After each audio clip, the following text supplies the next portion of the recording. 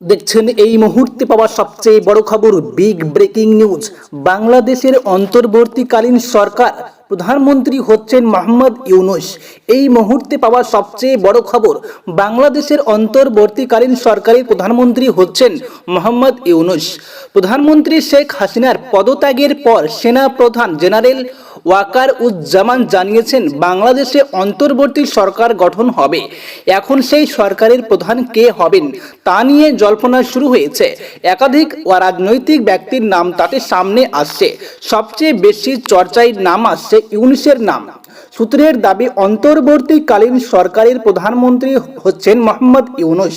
এছাড়াও সরকার থাকতে পারেন বাংলাদেশ ব্যাংকের প্রাক্তন গভর্নর ডক্টর সালেহউদ্দিন আহমেদ, বিজেপির প্রাক্তন ডিজি লেফটেন্যান্ট জেনারেল অবসরপ্রাপ্ত জাহাঙ্গীর আলম চৌধুরী, আরও থাকতে পারেন ডক্টর মঞ্জুর আহমেদ ও প্রাক্তন পুলিশ কর্তা নুরুল হুদা।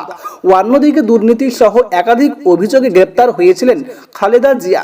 সেই বিএনপি নেত্রী খালেদা জিয়াকে অবিলম্বে জেল মুক্তির নির্দেশ দিলেন বাংলাদেশের রাষ্ট্রপতি। চলমান সার্বিক পরিস্থিতিতে দেশের সর্বস্তরের জনগণকে শান্ত থাকার আহ্বান জানিয়েছেন বিএনপি নেত্রী খালেদা জিয়া। পাশাপাশি প্রধানমন্ত্রী পদ থেকে সদ্য পদত্যাগ করা শেখ হাসিনার ছেলে সজীব ওয়াজেদ জয় জানিয়েছেন তার মা আর রাজনীতিতে ফিরবেন না, এমনটাই জানিয়েছে। তো বন্ধুগণ, আশা করি আপনারা বুঝতে পেরেছেন। এই ছিল আপডেট।